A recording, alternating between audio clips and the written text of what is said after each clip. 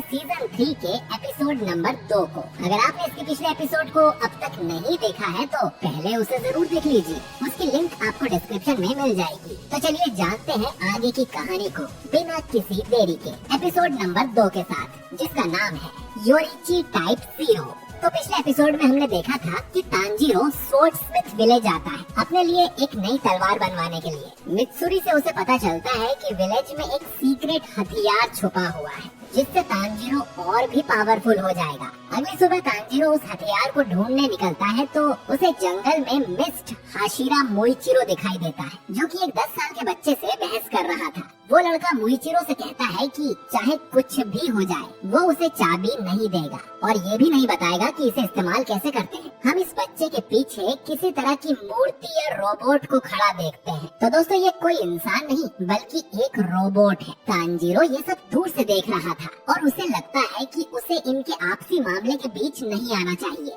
अब मोइचिरो गुस्से में आकर उस बच्चे को एक चॉप मार के गिरा देता है। तो तांजीरो से ये देखा नहीं जाता और वो तुरंत वहाँ पहुंचकर मोइचिरो से कहता है कि वो बच्चे को छोड़ दे, लेकिन तांजीरो से मोइचिरो का हाथ भी नहीं हिल पाता। जबकि मोइचिरो तो तांजीरो से बहुत पतला है, फिर भी वो उससे कहीं ज्यादा स्ट्रॉन्ग है। मोइचिरो फिर तांजीरो के पेट में कोहनी मारकर उसकी बेइज्जती करने लगता है और कहता है कि तुम कमजोर हो, पता नहीं तुम्हें डीमन स्लेयर्स में दाखिला कैसे मिल गया। इसके बाद मोइचिरो सेंस कर लेता है कि तांजीरो की पीठ पर जो बक्सा है उसके अंदर कोई डीमन है। शायद मोइचिरो भूल गया था कि वो तांजीरो से ऑलरेडी मिल चुका है। खैर मोइचिरो उस बक्से की तरफ अपना हाथ बढ़ाता है तो तांजीरो उसे साफ मना कर देता है और फिर वो उस बच्चे को भी उससे दूर कर लेता है। बच्चा फिर तांजीरो से भी चिढ़ते हुए कहता है कि चाहे कुछ भी हो जाए वो उसकी चाबी किसी को नहीं देगा वरना ये टूट जाएगा। अब मोइचिरो इस बच्चे की भी इंसल्ट करते हुए कहता है कि अगर ये टूट गया तो एक और बना लेना। तुम्हें पता है तुमसे बहस करते हुए अब तक कितने लोग मारे गए होंगे। एक हाशिरा का समय तुम जैसे लोगों से कहीं ज्यादा कीमती होता है। तुम सिर्फ हथियार बना सकते हो, उससे लड़कर किसी की जान नहीं बचा सकते। तो अब अपनी हैसियत में रहो और चाबी मुझे दो। तांजीरो फिर मोइचिरो के सामने आता है और फ्रस्ट्रेशन में कहता है कि मुझे तुम्हारा बर्ताव बिल्कुल पसंद नहीं आया, तुम कितने बुरे हो। तांजीरो आगे कहता है कि एक स्वॉर्डस्मिथ होना भी बहुत जरूरी काम है। अगर ये लोग तलवार बना के नहीं देंगे तो हम लड़ेंगे कैसे। तलवारबाज और स्वॉर्डस्मिथ दोनों को एक दूसरे की जरूरत है। मोइचिरो फिर तांजीरो की बात काटते हुए बोलता है कि मेरे पास तुम्हारी बोरिंग स्पीच सुनने का टाइम नहीं है। फिर वो तांजीरो की गर्दन पर एक चॉप मार के उसे बेहोश कर देता है। हम देखते हैं कि होतारू भी एक पेड़ के पीछे छुपकर इनकी बातें सुन रहा था। तांजीरो के बेहोश होने के बाद वो उनके पास आता है, लेकिन कुछ ही देर में तांजीरो जागने लगता है। तो ये देख होतारू यहाँ से भाग निकलता है। जागने के बाद तांजीरो पूछता है कि क्या होतारू यहाँ आए थे, जिस पर वो बच्चा झूठ बोलता है कि वो तो यहाँ नहीं आए। दोस्तों इस बच्चे का नाम कोतेत्सु है।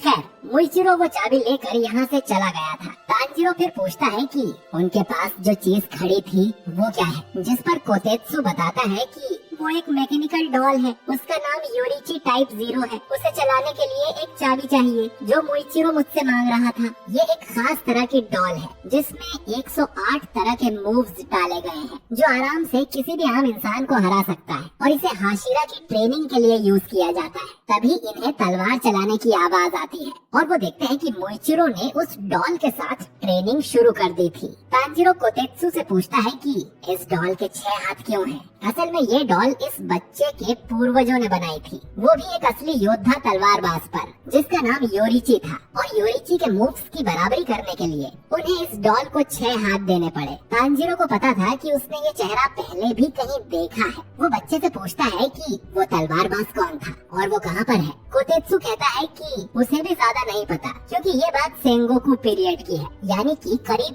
300 साल पहले की। ये सुनकर तांजीरो हैरान हो जाता है कि 300 साल के बाद भी ये डॉल नहीं टूटा है। कोतेत्सु बताता है कि उस समय के लोगों की टेक्नोलॉजी काफी एडवांस थी और अगर ये डॉल बिगड़ गई तो इसे ठीक नहीं किया जा सकता। इसीलिए कोतेत्सु मोइचिरो को चाबी नहीं दे रहा था। तांजीरो मोइचिरो को लड़ते हुए देखकर काफी इम्प्रेस हो जाता है। वो उम्र में उससे छोटा है लेकिन कहीं ज्यादा टैलेंटेड है। अचानक एक तीखी आवाज उन्हें सुनाई देती है। ये आवाज मोइचिरो के कासुगाई क्रो की थी। वो कहती है कि टैलेंटेड हो भी क्यों ना, आखिर वो एक सन ब्रीदिंग विल्डर का वंशज है। दोस्तों सन ब्रीदिंग को सबसे पहला ब्रीदिंग फॉर्म माना जाता है। तांजिरो कहता है कि लेकिन ये तो सन ब्रीदिंग को यूज नहीं कर रहा, जिस पर कासुगाई क्रो तांजिरो का गाल काट लेती है उसके ओनर की बेइज्जती करने के लिए। तांजिरो को फिर याद आता है कि उसने योरिची को अपने सपने में देखा था, जिस पर क्रो तांजिरो से कहती है कि तुम पागल हो क्या? 300 साल पहले का योद्धा तुम्हारे सपने में कैसे आ सकता है? तांजिरो कहता है कि शायद मैं सच में पागल हो गया हूँ, जिस पर कोतेत्सु बोलता है कि ऐसा नहीं है, हो सकता है कि तुमने अपने पूर्वजों की मेमोरी देख ली हो। इस विलेज में ये बातें अक्सर होती रहती है कि हमें हमारे पूर्वजों के जीन्स के साथ साथ उनकी मेमोरीज भी मिलती हैं। तो तांजिरो ने अपने सपने में जो देखा था वो उसके किसी पूर्वज की मेमोरी होगी। ये सुनकर तांजिरो को थोड़ी राहत मिलती है। फिर अचानक उन्हें एक तेज आवाज सुनाई देती है और वो देखते हैं कि मोइचिरो ने उस डॉल पर वार करके उसे डैमेज कर दिया था। कोतेत्सु रोते हुए यहाँ से भाग जाता है, लेकिन कुछ देर में ही तांजिरो अपनी स्मेल पावर की वजह से कोतेत्सु को ढूंढ लेता है,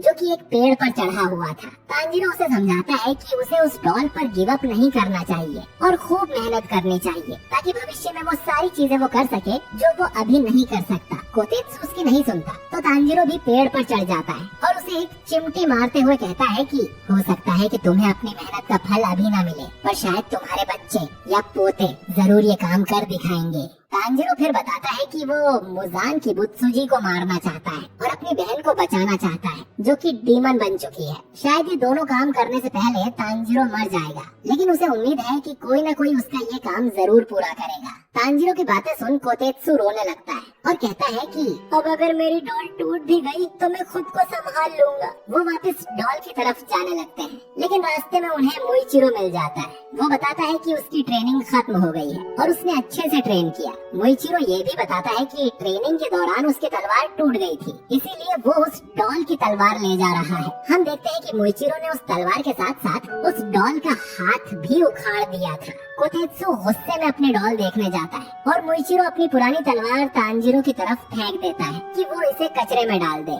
इसके बाद बारिश होना शुरू हो जाती है और दोनों इस डॉल को देखते हैं, जो कि अब टूट गई थी। तांजिरो कोतेत्सु से कहता है कि हमें चेक करना चाहिए कि ये डॉल अब चलती है या नहीं। तांजिरो की बात मानकर कोतेत्सु उस डॉल में चाबी भर देता है और वो अब भी चल रहा था। अब कोतेत्सु चाहता था कि तांजिरो इस डॉल के साथ ट्रेनिंग करे और उस कमीने हाशिरा से ज्यादा स्ट्रॉन्ग बन जाए। इसमें कोतेत्सु उसे पूरा सपोर्ट करेगा। अब तांजिरो इस डॉल के साथ ट्रेनिंग शुरू कर देता है, लेकिन 5 हाथों के साथ लड़ने में उसे काफी दिक्कत आ रही थी। सेफ्टी के लिए उन्होंने डॉल के हाथ से तलवारें हटाकर लकड़ी के पट्टे लगा दिए थे। अब कोतेत्सु तांजिरो को बताता है कि जब वो मोइचिरो से ज्यादा स्ट्रॉन्ग बन जाएगा तो उसे कौन सी गाली देनी है, लेकिन तांजिरो ऐसा कुछ कहने से मना कर देता है। तांजिरो की डॉल के हाथों अच्छी धुलाई हो जाती है तो कोतेत्सु उसे मोटिवेट करने के लिए उसकी इंसल्ट करने लगता है और ये भी कहता है कि जब तक तांजिरो तुम स्ट्रॉन्ग नहीं बन जाते मैं तुम्हें खाने पीने को कुछ नहीं दूंगा। ऐसे ही 5 दिन निकल जाते हैं। तांजिरो की मरने जैसी हालत हो गई थी, लेकिन कोतेत्सु उस पर कोई नरमी नहीं दिखा रहा था, क्योंकि वो बस 10 साल का है तो उसे नहीं पता कि कोई इंसान कितना सहन कर सकता है। एक आम इंसान बिना खाने पीने के सिर्फ 3 दिन में ही मर सकता है। लेकिन तभी बारिश होने लगती है और तांजिरो को थोड़ा पानी पीने को मिल जाता है। कुछ समय बाद ट्रेनिंग करते हुए तांजिरो को भ्रम होता है कि वो मर चुका है और उसकी आत्मा आफ्टर लाइफ में एक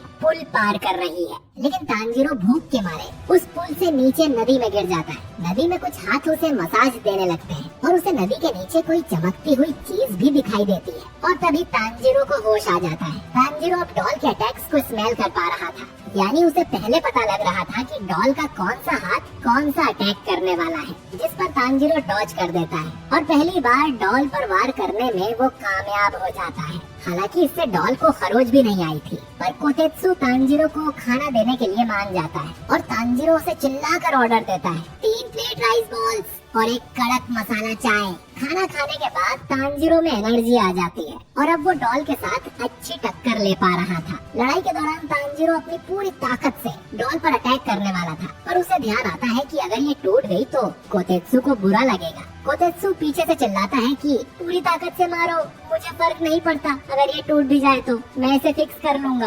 अब तांजिरो पूरी ताकत से डॉल के सिर पे मारता है, जिससे उसकी तलवार के 2 टुकड़े हो जाते हैं और तांजिरो की तशरीफ टूट जाती है। लेकिन फिर डॉल का सिर टूटकर गिर जाता है और हम देखते हैं कि उसके अंदर एक पुरानी तलवार रखी हुई थी। कोतेत्सु कहता है कि शायद ये तलवार 300 साल पुरानी होगी। और ये एपिसोड यहीं पर खत्म हो जाता है। तो दोस्तों आपको ये एपिसोड कैसा लगा कमेंट करके जरूर बताइए। अब दोस्तों ये तलवार योरिची की नहीं है, क्योंकि पिछले एपिसोड में हमने योरिची के पास एक दूसरी तलवार देखी थी। अब ये तलवार किसकी है ये तो हमें अगले एपिसोड में ही पता चलेगा। और